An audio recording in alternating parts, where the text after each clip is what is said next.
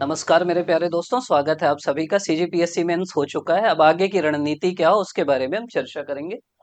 Paper आप लोग देखे, बहुत सारे लोगों का मैसेज आया कि भैया कठिन पेपर था, सरल था, पिछले बार से कठिन था, पिछले बार से सरल था। ऐसे आप एग्जैक्ट नहीं बोल सकते, लेकिन कुछ पेपर थे जो पिछले बार से थोड़ा सरल लगे, कुछ पेपर थे जो पिछले बार से थोड़ा कठिन लगे, कुछ पेपर थे जो सेम लेवल के थे। ऐसा बिल्कुल सरल कठिन आप नहीं बोल सकते। वो पेपर दिखा के ही मैं चर्चा करूंगा। और आगे की क्या रणनीति हो, देखो मेन चीज है, पहले जो था वो चल दिया पेपर। आपको अब ऐसे पेपर को अप्रोच कैसे करना है, ऐसे पेपर के लिए पढ़ना कैसे। और अभी जो आपके पास समय है, जैसे अभी आप जून में खड़े हैं, तो आगे आप क्या रणनीति बनाए, जुलाई में क्या पढ़ें, अगस्त में क्या पढ़ें, सितंबर में क्या पढ़ें, प्रीलिम्स के लिए कब से तैयार करें, उसके बारे में हम लोग चर्चा करेंगे। तो सबसे पहले एक चीज आप समझ लो कि अगर आपको मेंस निकालना है तो जो पेपर वन है, पेपर टू है, जो शुरू से बोल रहे हैं, हर कोई बोलता है वन टू का फोर। बाकी पेपर आप बहुत ज्यादा प्रेडिक्ट नहीं कर सकते हैं। पेपर वन आप आराम से कर सकते हो। ऐसे ही एक बच्चे से मेरी बात हुई, वो बोले कि भैया इंग्लिश भले नहीं बनता, लेकिन हिंदी और छत्तीसगढ़ी 150 में 140 बना के आया हूँ। मैं पिछले एक साल से यही काम कर रहा था कि रट लूं पूरा। तो इस लेवल की आपको तैयारी रखना है कि कम से कम पेपर वन में आप ठीक ठाक खींच लो, पेपर टू में आप ठीक ठाक खींच लो। पेपर टू क्या होता है कि मैक्सिमम बच्चे आखिरी के 15 दिन पे डिपेंडेंट रहते हैं कि आखिरी के 15 दिन में हम पढ़ लेंगे, वही ऐसे आ जाएगा। आखिरी के 2 दिन में पढ़ते हैं कि भैया रिवीजन वीडियो बना दो, वही देख के जाएंगे। तो वो काम आपको नहीं करना है, क्योंकि बाकी आप भले पढ़ रहे हैं, उसमें उतना आउटपुट नहीं है। और ऐसे में ऐसा है कि अभी तो फिर भी जान पहचान के टॉपिक दे रहे हैं, थोड़ा थोड़ा बदल रहा है पीएससी। मान लो किसी दिन ज्यादा बदल गया, वो एब्स्ट्रैक्ट टॉपिक देने लगे यूपीएससी में जैसे दे रहे हैं कि दर्शन ज्ञान की जननी है, विद्या ददाति विनियम। तो फिर आप क्या करोगे? तो आपको एक ऐसे के बारे में आधारभूत समझ, जो करंट में टॉपिक चल रहे हैं, आपको पता रहना चाहिए कि सांस्कृतिक प्रदूषण क्या होता है, जलवायु परिवर्तन क्या होता है, एक ये पता रहना चाहिए। पेपर फोर पिछले बार से थोड़ा ठीक था। पिछले बार तो ऐसे ऐसे टॉपिक थे विज्ञान में जो आते ही नहीं, वो हम कभी पढ़े ही नहीं थे। तो इस बार टॉपिक तो रेंज के थे, टॉपिक सिलेबस के थे, लेकिन थोड़ा अतरंगी थे। मैथ्स ऐसा था कि बच्चे बना रहे थे, सवाल का उत्तर नहीं आ रहा था। इसलिए नहीं आ रहा था, पहली चीज हमारी उतनी प्रैक्टिस नहीं है, थोड़ा लेवल ज्यादा था। तो हम तैयारी कर सकते हैं ना। मैथ्स ऐसी चीज है कि आपको 50 में 45 भी मिल सकता है, 50 भी मिल सकता है। तो अब हम उस लेवल की तैयारी कर सकते हैं कि यार मैथ्स में ज्यादा से ज्यादा खींचें, साइंस में ज्यादा से ज्यादा खींचें, क्योंकि इनमें आप खींच सकते हो। तो पहला ऑब्जर्वेशन तो यही है कि आपको लैंग्वेज खूब मजबूत करना है, क्योंकि व्यापम के एग्जाम में भी आती, बाकी जगह भी आती। और लैंग्वेज में मैं ये बोलूंगा कि यार अंग्रेजी भी करो। हिंदी मीडियम वालों की दिक्कत ये है कि वो अंग्रेजी बिल्कुल छोड़ के जाते हैं, पढ़ना ही नहीं है बोलते हैं। जबकि आप थोड़ा सा मेहनत करोगे, इंग्लिश बेसिक सवाल आते हैं, वही वही आते हैं। मैं बोला था पी वाई क्यू देख लो, पी वाई क्यू देख लो, वही कोई अच्छे से करके जाए ना तो आधा नंबर आ जाए। आधा मतलब 50 में 25 आ जाए। तो पी वाई क्यू के अलावा थोड़ा सा इंग्लिश मजबूत कर सकते हो, थोड़ा ध्यान वहां भी दे सकते हो, ऐसे में ध्यान दे सकते हो, साइंस जैसी चीजों में ध्यान दे सकते हो, मैथ्स में प्रैक्टिस करके ध्यान दे सकते हो। तो कोई वनडे एग्जाम होगा उसमें भी आपको फायदा मिलेगा। दूसरा ऑब्जर्वेशन ये है कि कुछ पेपर ऐसे थे, जैसे पेपर सिक्स था, पेपर सेवन था। इसमें क्या है कि सवाल थोड़ा एब्स्ट्रैक्ट टाइप के है, जिसमें आपको वहीं सोच के लिखना था, वहीं समझ के लिखना था। और वहां पे बच्चों को दिक्कत हुई। तो आपको थोड़ा सा उसके लिए तैयार रहना पड़ेगा कि सवाल सीधे सीधे, पहले हम लोग बोलते थे केवल सिलेबस पढ़ लो, तो हो सकता है सिलेबस से वो थीम उठा के वो करंट से रिलेट करते हैं। तो आपको थोड़ा उसके लिए भी तैयार रहना पड़ेगा। मैं दिखाई देता हूँ, क्योंकि ऐसा बताऊंगा उससे उतना फायदा ना मिले। देखो पेपर वन तो सीधा सीधा है कि जो आपके सिलेबस में लिखा है, जो पेपर वन का ट्रेंड है, वहीं से सवाल आ रहे हैं। और इन सवालों में फायदा यह है कि अगर आपको पता है तो नंबर मिलेगा, नहीं पता तो नहीं मिलेगा। और इनकी आप तैयारी कर सकते हो, संधि पढ़ोगे आपको बन जाएगा। तो पेपर वन सीधे सीधे वही है। यहाँ आपको वही चीज, जैसे हिंदी साहित्य का इतिहास है, ये पढ़ना ही पड़ेगा, ये बच्चे नहीं पढ़ते। रचनाओं के नाम लिखना है, पैसेज है, ये सब फ्री के नंबर है। आप पठित गद्यांश, पत्र वाली चीज है, पत्र नहीं पढ़ते, अभी से तैयारी करो ना। सरकार का वही पत्र आता है, उसको ध्यान दो कि परिपत्र क्या है, प्रपत्र, पत्रकारिता क्या है। अब जैसे पीत पत्रकारिता है, ये हम लोग ना पढ़ते थे, मतलब मैं इलेवंथ इलेवंथ में ऐसे ही पढ़े थे, एक कोई बुक आती थी उसमें पढ़े थे। तो ये सब अगर आप रिलेटेड रहोगे ना तो आपको पता चल जाएगा कि पीत पत्रकारिता क्या होती है, नहीं तो फिर फंस जाओगे। सनसनी फैलाना वाला होता है जनरली, अनुवाद करने वाली बात हो गई। जैसे ये इंग्लिश है, अब रीअरेंज लोग देख ही के डर जाते हैं कि हम नहीं कर सकते, जबकि ये थोड़ा भी मेहनत लगाओ ये आराम से कर सकते हो। थोड़ा सा बुद्धि लगा के ना कि इसके बाद ये आता है, इसके बाद ये आता है, उसके बाद फिर नेसेसरी करेक्शन। तो जनरली एक ही टाइप की दिक्कत रहती है, सिनोनिम थोड़ा बहुत अगर पढ़ लिए तो, अगर फंस गया तो अच्छी बात है। तो इस टाइप के आप इंग्लिश में ना आधा तो खींच सकते हो, पैसेज बना ही सकते हो, तो उसको प्रीसी कर ही सकते हो। छत्तीसगढ़ी विनय पाठक से ही आता है, अच्छे से पढ़ो तो आ ही जाएगा। सेम पैटर्न रहता है हर बार, ये पठिया पढ़िया तो हमारे जमाने से आ रहा है, तो ऐसा कोई दिक्कत नहीं है इसमें। मतलब इनमें ऐसा है कि आप नंबर खींच सकते थे। अब ऐसे में आ जाते हैं। ऐसे क्या है कि कुछ टॉपिक तो आप प्रेडिक्ट कर सकते हो, जैसे मध्य पूर्व एशिया हर कोई बता रहा था कि भाई आ सकता है, उतना चर्चा में भी था, आ भी गया। लेकिन कई बार लोग ना ध्यान से नहीं पढ़ते, ये संघर्ष ही बता ये, जबकि ये ऐसे था, देखो मध्य पूर्व संघर्ष और भारत का ऊर्जा सुरक्षा नीति पर प्रभाव, तो 25 नंबर इसका था, 25 इसका था।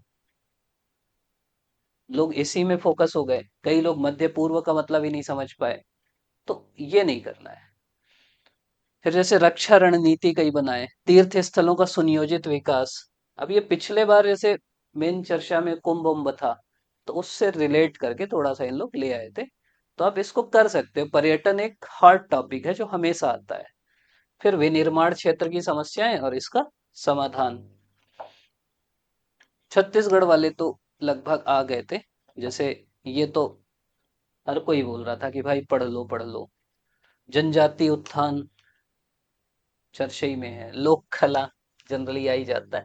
ये अभी मुख्यमंत्री का एआई मिशन है, तो ये थोड़ा स्पेसिफिक टॉपिक था, ऐसे को मत चुनना कि आपको बस एआई के बारे में पता है, एआई मिशन के बारे में नहीं पता, आप कुछ भी लिख के आ गए, वो गलत है। लेकिन इनकी आपको तैयारी करना है, मैं ये समझा रहा हूँ, तुरंत करने की। फिर ये इतिहास था, इतिहास का पैटर्न इसी टाइप का रहता है। आपको थोड़ा सा प्री के हिसाब से पढ़ोगे तो ये बन जाते हैं। जैसे बरीद है, सालबाई की संधि है, व्यपगत का सिद्धांत है, बस एक तरीका पता रहना चाहिए। कुछ है जो नहीं बना, चलो निरीक्षाटन नहीं पता, लेकिन ना छोड़ के नहीं आना है। मैं बहुत सारे इस बार हम लोग ना करीब 2-3 ग्रुप थे, करीब मेंस के 2500 से ज्यादा बच्चे तो थे। अब वो मैक्सिमम तो लिखते ही होंगे। तो मैं पहली चीज यही सिखाया था उनको, मैं इसीलिए यूट्यूब में ज्यादा नहीं डाल रहा था, मेरे को लगा यार जो लिख रहे हैं उन्हीं पे फोकस करें। तो मैं यही सिखाया था कि कुछ भी लिख के आना है, और कुछ भी तब आप लिख पाओगे जब आप पूरा पेपर कंप्लीट कर पाओगे। ये शुरू में पेपर जो बन रहा है वो नहीं लिख पाए तो ये कैसे लिख के आओगे। तो मैक्सिमम बच्चे वही किए कि कुछ भी लिख के आए। जैसे निरीक्षाटन, कुछ नहीं पता यार, निरीक्षण से रिलेट कर लो कि निरीक्षण करता था। मेरे को भी नहीं पता क्या होता है निरीक्षाटन, लेकिन कुछ तो लिख के आना है। क्यों लिख के आना है? क्योंकि चेक अब क्या होता है, एक सवाल एक ही चेकर चेक करता है, तुमको भी नुकसान नुकसान नहीं होना है, जीरो मिलेगा ज्यादा से ज्यादा। तो इसीलिए तेजी से लिखना है, पेपर कंप्लीट करना है। दूसरी चीज ये सीखना अभी से तुमको, जो लिख रहे हैं वो तो सीखा ही है, कि पेपर कितना भी खराब बने, क्योंकि पेपर 4 खराब बन सकता है, पेपर 6 खराब बन सकता है, कितना भी खराब बने, तुमको अगले पेपर की तैयारी करना है। ये नहीं कि तुम उसी दिन रोने लगे। कुछ नहीं रोना, बहुत स्ट्रेस होता है, बहुत टेंशन होता है, बहुत तनाव होता है, लेकिन तुमको फिरे रहना है, मैराथन नहीं है। फिर लोक प्रशासन वाला आया। ये सब तो हम लोग, मैं वही बोला था, कई लोग बोले लोक प्रशासन कुछ नहीं पढ़े हम लोग, 1 घंटे का मैराथन था। मैं बोला उतना ही देख लो, उससे ज्यादा नहीं आता। लोक प्रशासन मतलब कई चीज ना आपको आइडेंटिफाई करना है कि भाई इतना ही पढ़ें, अच्छे से पढ़ें, जो आएगा सब बना देंगे। तो वैसे करना है, जैसे प्रशासन बहुत घुसोगे तो फिर दिक्कत हो जाएगी। ये निर्णय निर्माण भी बताया था मैं कि भाई इंटेलिजेंस होता है, डिजाइन होता है, चॉइस होता है, वही लिखना है स्पेसिफिक। फिर ये राम कुमार बिहार से थोड़ा सा प्रेरित है, तो वो आपको पढ़ना ही पड़ेगा। और अभी समय है कि राम कुमार बिहार पढ़ लो, एल एन वर्मा पढ़ लो, टीके वैष्णव पढ़ लो, अभी पढ़ो, फिर नहीं पढ़ पाओगे उधर नवंबर दिसंबर में। वैदिक साहित्य मोपला। तो ऐसा ना, मतलब पेपर 3 जैसा पूछता है वैसे ही पूछा था, बहुत अलग टाइप का नहीं था ये। अब आ जाते हैं पेपर 4 में। पेपर 4 में क्या था कि ऐसा सवाल थे जो बुक से बन रहे थे, 10th की बुक से अगर आप बिल्कुल रट डाले हो तो आधे सवाल तो बन जाते, आधे भले नहीं बनते। जैसे ये सवाल है, तापमान बन जाता उसी से, जर्मन सिल्वर बन जाता, हीटिंग एलिमेंट बन जाता, ओम वाला बन जाता। ईसीजी आपके सामान्य ज्ञान से बनता है, ईसीजी आप भी सुने होंगे, ईसीजी कराते हैं। श्वसन वाला बन सकता था, परागण नहीं होता, जय विकास चार्ल्स डार्विन। क्यों नहीं बनता ये? गणित ऐसा था कि बुद्धि लग रही थी, जिसमें भी ज्यादा दिमाग लग रहा है छोड़ दो। ये 2 नंबर के लिए तुम पूरी बुद्धि थोड़ी लगाओगे यार, ये सब ट्रिक वाले सवाल है। सीधा छोड़ो, सीधा सीधा, कोई बुद्धि नहीं लगाना है इन्हें। गणित के 2 नंबर में अगर 1 सेकंड में बन रहा है तो बनाओ, नहीं तो छोड़ो। फिर सुपर कंप्यूटिंग मिशन, ये सब ऐसे सवाल है जो वही सोच के लिखना था आपको। ई अपशिष्ट, मशीन लर्निंग, ई चौपाल, जलवायु अनुकूल कृषि। अब चौपाल आपको पता, ई मतलब इलेक्ट्रॉनिक, बायोस्फीयर रिजर्व। ठीक, अब 2 क्षेत्रों के नाम बताना है। अब आपको पता है कि भाई अचानक मारामर कंटक है, पचमढ़ी है, पवित्र उपवन क्या है, प्राथमिक द्वितीयक प्रदूषक क्या है। तो अगर आप बेसिक पढ़ोगे ना तो ये बन जाते हैं। फ्यूज वायर बनाने के लिए इस्तेमाल होने वाले पदार्थ का नाम बताएं और इसके इस्तेमाल का कारण भी बताएं। फ्यूज, मेरे को याद है कि वो 10वीं की जो बुक है ना, इस साइड यहाँ पे लिखा है, 5वीं 6वीं लाइन, वहीं पे ओवर हीटिंग ये वो लिखा है।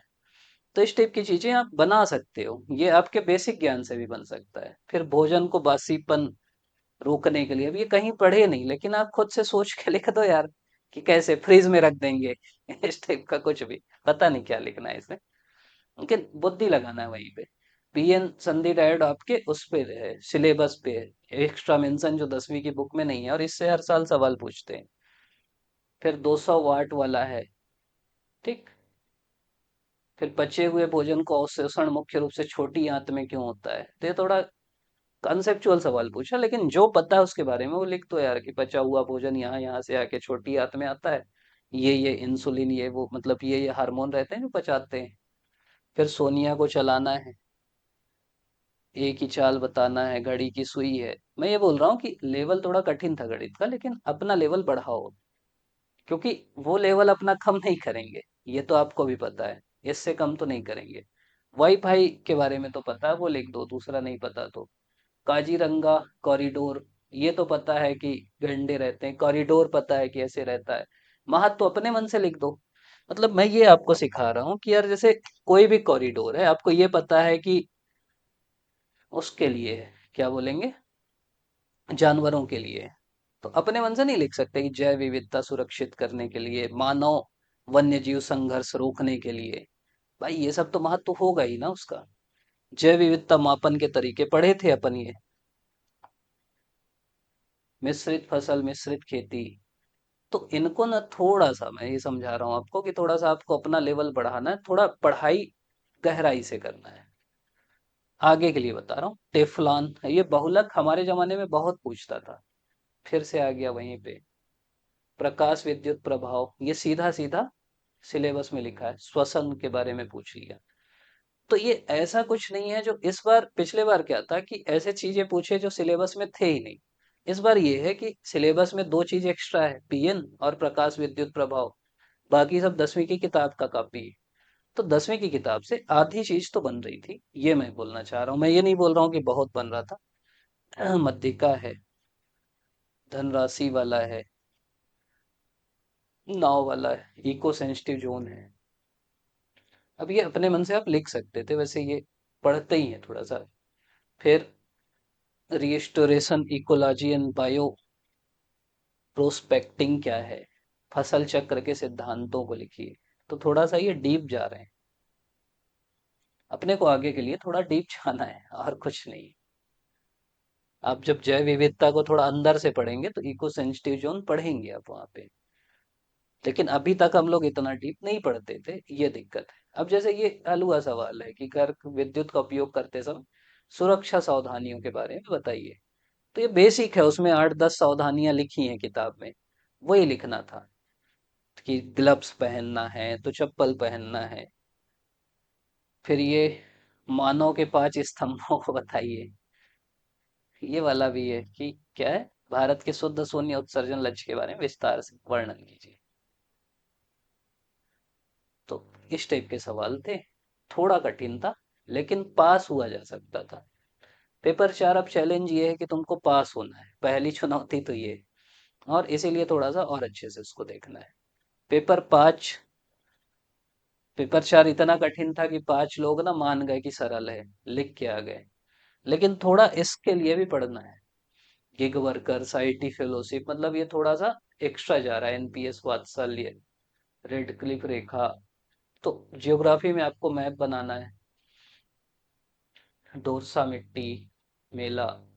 फिर समावेशी विकास हमेशा मिलेगा आपको इकोनॉमिक्स में, तो ये सवाल आप देख ही रहे। अब देखो मैं बताया था कि इस टाइप का सवाल आएगा इकोनॉमिक्स में, कहीं यूपीएससी का कोई सा सवाल होगा आप चिपका दिए। तो ठीक है, आपको मतलब ना एक ट्रेंड समझना है और अपने मन से लिखना है। नक्सल प्रभावित में रोशनी कार्यक्रम, हरित अर्थव्यवस्था, हरित विकास, एल नीनो। तो ये एनसीईआरटी का है एल नीनो। फिर भौगोलिक स्थिति राज्य की जलवायु को कैसे प्रभावित करती है। तो अगर आप भारत की जलवायु को प्रभावित करने वाले कारक पढ़े होगे ना एनसीईआरटी से, तो ये सवाल बना सकते हैं। इसीलिए मैं बोल रहा हूँ थोड़ा कॉन्सेप्ट पता रहना चाहिए, उसको अप्लाई करना आना चाहिए। फिर आप कुछ भी लिख सकते हो कि समुद्र से दूरी होती है, ऊंचाई होती है, यही सब तो जलवायु के कारक होते हैं ना, मानसून होता है, इंद्रावती तो लिखे ही लोगे। रेलवे प्रोजेक्ट अपन पढ़ते ही हैं। ऊर्जा के गैर पारंपरिक स्रोत, ये एक आध दो बार और आया है। आर्थिक विकास दर का भरोसा, मतलब ये पेपर ना सरल नहीं था लेकिन बाकी इतने कठिन थे कि लोग इसको परेशान नहीं हो रहे हैं। पहले दर्शन क्या था कि सीधा सीधा जो सिलेबस में था वही पूछता था, अब थोड़ा सा वो एक्स्ट्रा भी पूछ रहे हैं और वो गलत है। इतना बड़ा तुम सिलेबस दे दिए, या तो फिर केवल 4 वाक लिख दो, सब पढ़ लेंगे हम। जब तुम लिख दिए कि 4 वाक का ये 2 चीज ही पूछेंगे, तो फिर वही 2 चीज पूछो। उतना ही पूछने में 10 साल लगेगा पीएससी को जितना वो लिख दिया है।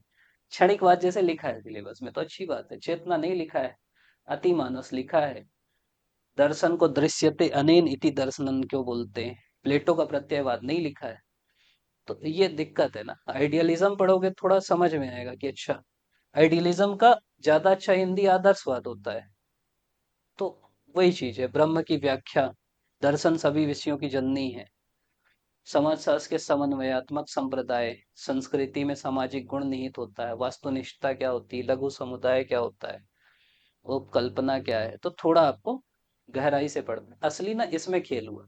पार्ट 3 अभी तक ना बहुत सरल आता था, इस बार पार्ट 3 थोड़ा कठिन आ गया। कुछ कुछ वो ऐसा, ये हिड़मा मांझी को तो लोग माड़वी हिड़मा समझ लिए, तो ऐसा भी हुआ है। सिरोच्छेदन आखेट क्या होता है, धर्म और दर्शन की व्याख्या, ये लिखा है सिलेबस में। वेद का महत्व आप लिख सकते थे। अद्वैत वेदांत में तत्वम असि का क्या अर्थ है।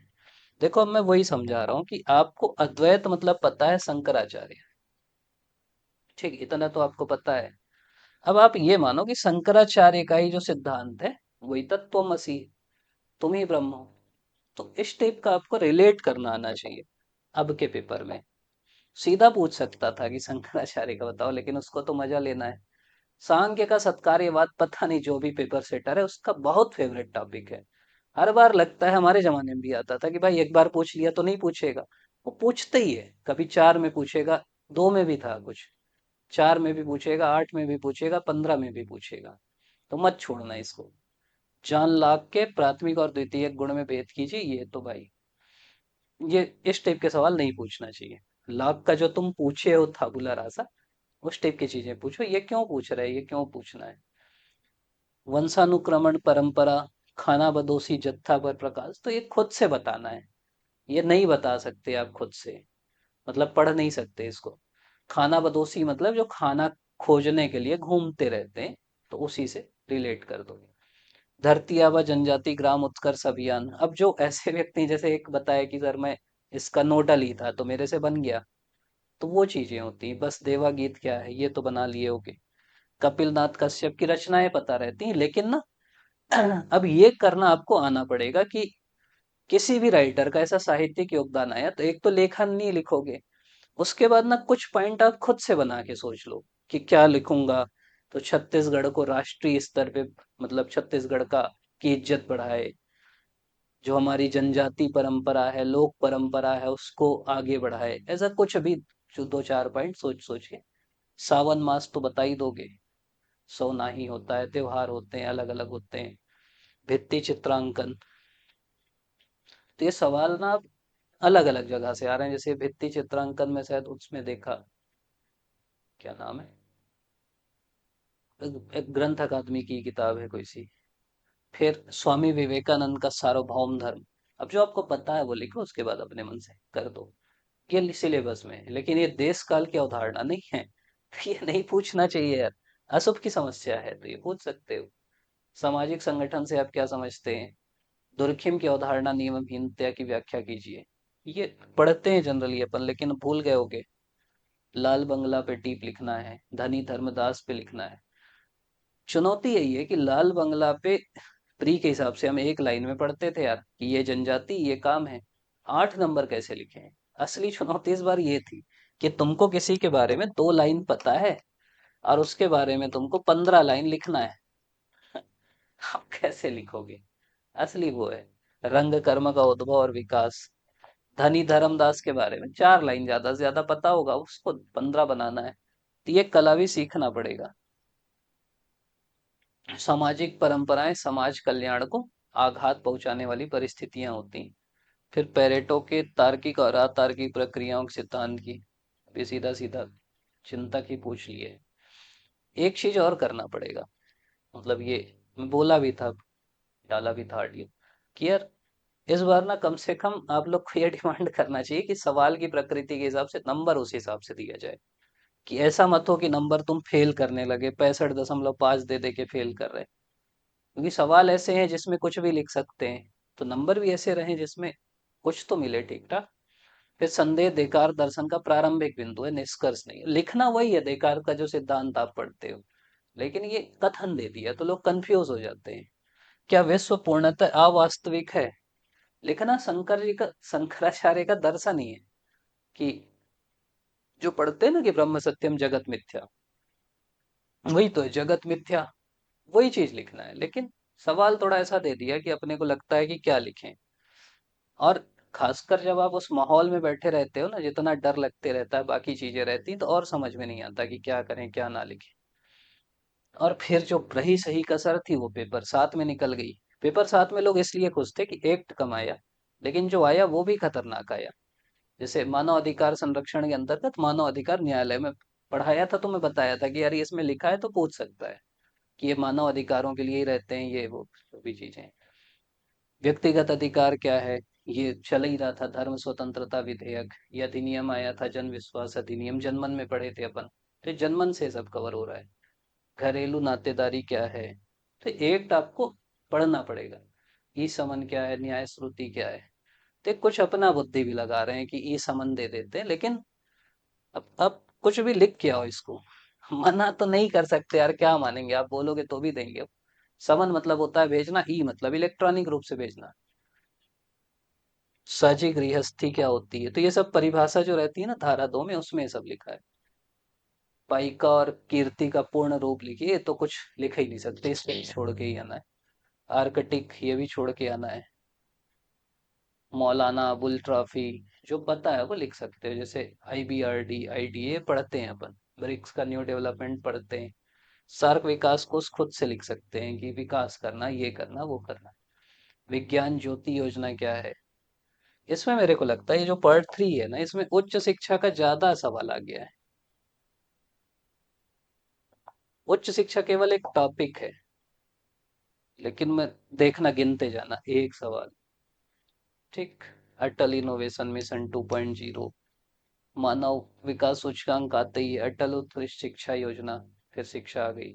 PM उषा रूसा ये भी उच्च शिक्षा से संबंधित है। ई कोड अभी अपने मन से लिख सकते थे। ई कॉमर्स ये भी लिख सकते थे, लेकिन वही है, वो नंबर देना इस बार। असली चीज है कि नंबर दे रहे हैं कि नहीं। प्रदूषक भुगतान से था, ये वही मैं बोल रहा हूँ। एक टक वो जो आप अपनी किताब से पढ़ते थे ना अभी तक, जो पेपर 7 की किताबें थी वो अब थोड़ा सा कम रिलीवेंट हो गई हैं। अब आपको खुद अपने से वो एक्ट निकाल के थोड़ा सा उसके बारे में करेंट पढ़ के तब जाएंगे तो ज्यादा फायदा होगा। जैसे मैं वही बोल रहा हूँ, जैसे ई कॉमर्स हम लोग पढ़े थे, पॉल्यूटर पे भी पढ़े थे, सूचना प्रौद्योगिकी सेफ हार्बर भी पढ़े थे। तो मैं ऐसे खोज खोज के निकाला था, तो मिल जाता है ये सब। लेकिन वही मैं बोल रहा हूँ कि आपको खुद पढ़ना पड़ेगा, अगले बार ये तो आएगा, ये जरूरी थोड़ी है। जनजाति रीति रिवाज। और मैं दूसरी चीज ये बोल रहा हूँ कि ऐसे बताना ज्ञान देना आसान है, असली चुनौती है 3 दिन आप लगातार सुबह शाम पेपर लिखोगे और चौथे दिन ये पेपर लिखने जाते हो, दिमाग बंद हो जाता है काम करना, कुछ घुसना बंद हो जाता है दिमाग में, पढ़ोगे तो याद नहीं होता, और तब ये पेपर लिखना और बनाना है, वो बड़ी चुनौती है, उसके लिए आपको तैयारी करना है। ये ज्ञान देना मेरे लिए आसान है कि हॉकी इंडिया के उद्देश्य क्या है, हॉकी को बढ़ाना, ये करना वो करना। वहां बैठ के लिखना चुनौती है। ठीक, तो वो भी समझो आप। तो लेकिन ज्ञान देना है बोल रहे हैं तो दे रहे हैं लेकिन वही चीज है, ये बालिकाओं वाला सिलेबस पे लिखा है। एनआईआरएफ उच्च शिक्षा का फिर आ गया, स्वयं, फिर ये छात्रवृत्ति योजना, तो करंट से थोड़ा सा रिलेट किए हैं इसको। नागरिक सुरक्षा संहिता, सूचना का अधिकार। अभी देखो ये लंबा सवाल देती है, सवाल ही पहले पढ़ने में चुनौती है। ये यूपीएससी यूपीएससी का होगा, देखना सर्च करना कहीं आया होगा एक आध बार तो लेकिन मैं इसीलिए बोल रहा हूँ कि फेल मत करें यार इस बार, कम से कम ये लेटर लिख सकते हो कि अगर ऐसा सवाल पूछे और फिर तुम चाह रहे कि हमारे जो मॉडल आंसर में वही उत्तर हो, नहीं तो हम 8 में 0 देंगे, आधा नंबर देंगे, 1 नंबर देंगे। भाई जो भी इसके आसपास लिखा है उसको 3 4 नंबर दो ना, कम से कम पास हो जाए। बहुत अच्छा जो लिखा है उसको 5 6 दे दो। मैं ये नहीं बोल रहा हूँ जो बहुत अच्छा लिखा उसको कम दे दो, लेकिन मॉडल आंसर ऐसे सवालों के नहीं होते। 4 लाइन का अगर सवाल है तो उसका मॉडल आंसर थोड़ी बनाओगे, ये तो अपनी समझ पे सवाल है। खेलो इंडियन ट्राइबल गेम्स, ये अपन ऐसे पे सोचे थे, चलो 8 नंबर का आ गया, जो इससे पढ़ा होगा कम से कम यहाँ फायदा हो गया होगा। जलवायु परिवर्तन, देखो फिर शिक्षा वाला आ गया, विधेयक जो आया है। पीएम सेतु योजना क्या है, नेशनल डिजिटल लाइब्रेरी। तो करंट पे ना ज्यादा जोर है। न्याय संहिता फिर आ गया, इस पे ऐसे अपन सोचे थे ना, ऐसे का मैं डाला भी था कि न्याय संहिता, ये जो 3 कानून आए उन पे आ सकता है। छत्तीसगढ़, अभी अभी थोड़ा समझने वाला ही सवाल था। पारंपरिक समाज को आधुनिक कल्याणकारी राज्य, फिर उच्च शिक्षा प्रणाली की मुख्य विशेषताएं, फर्क प्रणाली। तो पूरा जो पेपर है ना पार्ट 3, वो शिक्षा के अलावा उच्च शिक्षा पे ज्यादा है, बाकी वो जो आईआईटी आईआईएम ओपन यूनिवर्सिटी उन पे कम पूछ रहे हैं। तो वो थोड़ा सा उच्च शिक्षा की खासकर स्कीमों पे। अब वो पेपर सॉरी, पेपर का नाम ही शिक्षा वाला है, शैक्षणिक संस्थाएं, तो पूछेगा ही। तो आपको जो भी करंट में चल रहे हैं, इवेंट चल रहे हैं, उनके बारे में आपको जानकारी रहना चाहिए।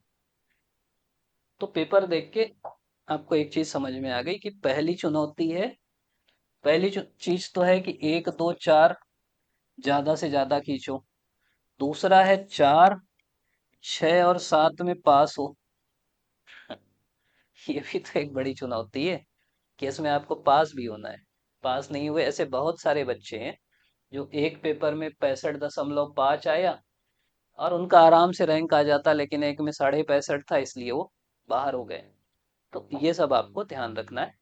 तो उसके लिए उस हिसाब से रणनीति बनाना, एक हम लोग पेपर वाइज, ये तो मैं इसी आपको पता लगे उसके लिए बनाए, पेपर वाइज रणनीति के पेपर 4 में क्या किया जाए, किस किताब से पढ़ें, 5 में क्या किया जाए, 6 में क्या किया जाए, 7 में क्या किया जाए, उस पे चर्चा करेंगे। एक चीज और कि अभी जून है, तो अभी से कम सितंबर या अक्टूबर तक, वो आपकी अपनी तैयारी के ऊपर है। अभी तो केवल मेंस पढ़ो मैं बोलूंगा यार, क्योंकि जो मेंस दिलाए उनको पता है कि प्रीलिम्स निकालने के बाद भी ऐसा कोई फायदा नहीं अगर आप मेंस में अच्छा नंबर नहीं ला पाए। तो आप प्रीलिम्स नहीं निकाल पाए वो भी बराबर हो, जो मेंस निकालने के बाद फिर मेंस में फेल हो गए वो भी बराबर है, या इंटरव्यू के बाद फेल हो गए वो भी बराबर है। तो कम से कम अभी मेंस पढ़ो, प्रीलिम्स का जो नया पैटर्न है उसमें भी मेंस पढ़ने वालों को फायदा मिल रहा है 3 4 सवाल का। तो अभी बढ़िया से मेंस पढ़ो।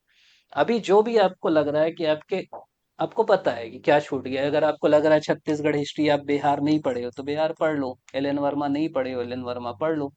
ये सब प्री में भी आएगा ना, ऐसा नहीं कि केवल मेन से। बिहार से प्री में आ रहा है, एल एन वर्मा से आ रहा है, ग्रंथ अकादमी से आ रहा है, ट्राइब्स के बारे में आ रहा है। तो जो आपके एरिया है ऐसे जो आप कम पढ़ते हो उसको ठीक करो। आपकी भाषा कमजोर है, ठीक कर लो। आपको अगर लग रहा है इतिहास कमजोर है, ठीक कर लो। दर्शन कमजोर है, ठीक कर लो। पेपर 7 कमजोर है, एक नोट्स बना लो उसका खुद से मेहनत करके, तो फायदा होगा। ऐसा अब आप ये करोगे ना कि पेपर 7 की कोचिंग वाली गाइड पढ़ लूंगा, तो उससे कुछ नहीं होने वाला। पेपर 7 रख लो, कोचिंग की जो बुक है वो देख लो कितने सवाल फंसे। अगले साल आ जाएंगे कोचिंग की बुक में कि ये आ गया। लेकिन इस साल आप खोज लो, इस साल जो पिछली किसी की हम लोग भी बुकलेट किए थे वो भी खोज लो, उसमें भी बहुत नहीं मिले। तो वो एक रियलिटी है, उससे आप नहीं भाग सकते। तो इसीलिए मैं बोल रहा हूँ खुद से मेहनत करो, उसके उस बहाने आपकी तैयारी भी होगी। तो क्या एक रणनीति होना चाहिए, क्या क्या सब्जेक्ट पढ़ेंगे। ये वीडियो लंबा हो जाएगा तो अपन एक अलग से वीडियो बना लेंगे, कैसे कैसे पढ़ना है। हम लोग क्या करेंगे, मैं भी सोच रहा हूँ कि पेपर 7 चालू किया था, 3 4 5 एक हो ही गए। तो वहां से शुरू करके फिर, क्योंकि 7 में ज्यादा दिक्कत है, फिर अपन 6 5 में आके थोड़ा सा तैयारी कराया जाए।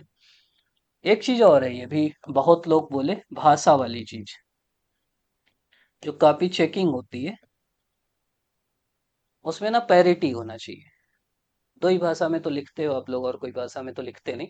ये नहीं होना चाहिए कि अगर कोई बच्चा हिंदी में लिखा और दोनों सही है, मैं ऐसा मत समझना कि मैं केवल एक भाषा की बात कर रहा हूँ, कि कोई बच्चा इंग्लिश में लिखा और उसको 150 आया, और एक बच्चा हिंदी में लिखा उसको 130 आया, और दोनों ऐसे बराबर है। ये गलत चीज है कि भाई, मतलब दोनों के बीच में कोई एक ऐसा व्यक्ति होना चाहिए, जिम्मेदार व्यक्ति होना चाहिए, जो ये देखे कि दोनों में चेकिंग सेम स्तर की हो रही है। ये दूसरे के लिए भी कि कोई हिंदी में लिखा उसका 150 आया, इंग्लिश में लिखा उसका 130 आया, तो भी गलत है ना ये। कि भाई दोनों सेम लिखे हैं तो नंबर सेम आना चाहिए। लैंग्वेज के कारण आप इधर उधर हो जाओ, वो गलत चीज है। किसी भी लैंग्वेज को कोई फायदा नहीं मिलना चाहिए। और दोनों को पता रहना चाहिए जो चेक कर रहे हैं कि भाई ऐसा लिखने पे अगर हिंदी वाले इतना दे रहे हैं तो इंग्लिश वाले भी इतना दे रहे हैं। या ऐसा चेकर हो जो दोनों भाषा समझ सके, या कोई ऐसा चेकर हो जो हिंदी का भी चेक करे, इंग्लिश का भी चेक करे, एक ही सवाल। ऐसा कोई कठिन तो होता नहीं, एक ही सवाल आपको चेक करना है। तो भाई ऐसे लोग रहते हैं ना जो दोनों भाषा समझते हैं, तो वही दोनों चेक कर दें। तो ऐसा कुछ होना चाहिए। वो भाषा के आधार पे ये जो डिफरेंस आ रहा है, खासकर जब आरटीआई कॉपी निकलती है तो दिखता है डिफरेंस। तो वो उसके लिए कुछ ना कुछ होना चाहिए, उसके लिए आप लोग लेटर भी लिख सकते हो, बाकी चीजें भी कर सकते हैं। तो ये मोटी मोटी चीजें थी, आप लोग अभी तक देख रहे हैं, इसके लिए आप सभी का बहुत बहुत धन्यवाद। और अच्छा यार, जाते जाते दो तीन चीज मैं बताना चाहूंगा। अभी मेंस हो रहा था, खासकर उनके लिए जो दिलाए हैं, उनके लिए भी जो आगे दिलाएंगे, कि आपके साथ कैसी परिस्थितियां आ सकती हैं। हम लोग का ग्रुप था, मैं बताया, उसमें बच्चे अपने अपनी दिक्कतें लिखते थे, बाकी चीजें होती थी। एक बच्चे के ना पापा की डेथ हो गई थी, और 6 तारीख से मेंस चालू था, 6 तारीख को उनका 10 गात्र था। उसका मैसेज आया कि भैया क्या किया जाए। मैं बोला भाई, मतलब दिलाना दोनों जरूरी है, लेकिन पापा का सपना भी तो था कि तुम पीएससी दिलाओ। वो पूजा कराया सुबह, और आके मेंस दिया। दूसरी चीज, वो घर में क्लियर हो गया कि ठीक है सुबह पूजा करा देंगे, चल देंगे। एग्जाम से 2 दिन पहले उसकी ये दोनों उंगली में फ्रैक्चर हो गया, पत्थर अत्थर गिर गया, तो भी वो मेंस लिखा। एक बच्ची दिखाई कि उसका पूरा हाथ वो हो गया था फ्रैक्चर, तो भी वो लिखी। एक बच्चे के मेन से पहले हीमोग्लोबिन, पीलिया, मलेरिया सब हो गया, तो भी वो मेंस लिखा। एक बच्ची बताई कि उसके हस्बैंड की डेथ हो गई है, तो भी वो मेंस लिखी। तो मैं ये समझा रहा हूँ कि ऐसे बहुत सारे लोग हैं जिनके साथ बहुत प्रतिकूल परिस्थितियां हैं और वो लगे हुए हैं। तो आपके साथ सब अच्छा है, तो आप भी अच्छे से तैयारी करो, बढ़िया से तैयारी करो। ये सब जो कहानियां अपन फिर से चर्चा करेंगे। और आप लोग अभी तक देख रहे हैं, इसके लिए आप सभी का बहुत बहुत धन्यवाद।